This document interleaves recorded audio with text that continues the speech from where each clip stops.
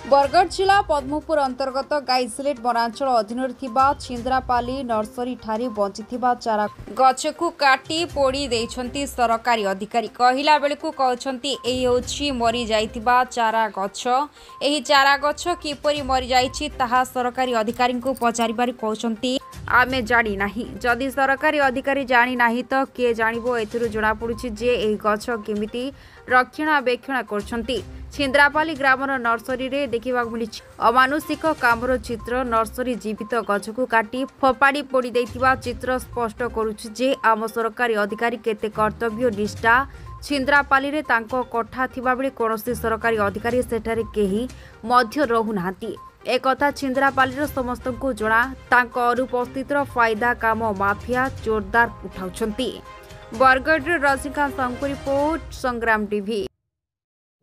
मोर नाम अश्विनी कुमार भोई गैसलेट बनपाल कार्यरत अच्छे पदमपुर वनांचल तरफ मुझे जंगल डिपार्टमेंट अक्टोबर 25 मुझे योगदान कर जंगल सुपरिचालना दायित्व मोर उपर अच्छे।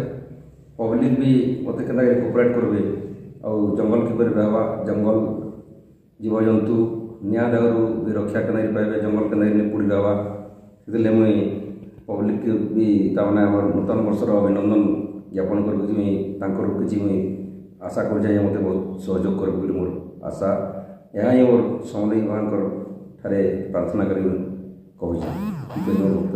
शेष कर जे आगे आ गोटे जिनिस हमके भिजुआलटा मिली जंगल गछ जेन शेषुआ गछ कि खैर गछ यहाँ काटवार भिजुआल मन अच्छे यहाँ केन हिसाब से काटी आप परमिशन काटी नहीं इटा हो जेन पुना नर्सरी मैंने थिला 2 वर्ष होगला चाराटा ताने बढ़ी नहीं पारे आटा मरी जाइए चारा के से मैंने चेर काटी देथिबे आटा ताने करिथिबे बोली मोर आशा और विश्वास रही जे बचलाटा कटा हिचे बोली प्रूव अछि नहीं मुझे जेतेला अनुध्यान करे बोली सुखी जाइतिला सुखी जाइतिला ताने जीवंतटा कटा नहीं मुझे छिंद्रापाली नर्सरी के आज जाइली और देखली से पुरानाटा गुड़ाक सब मलाटा गुड़ाक कटा सब मलाटा कटा सब मलाटा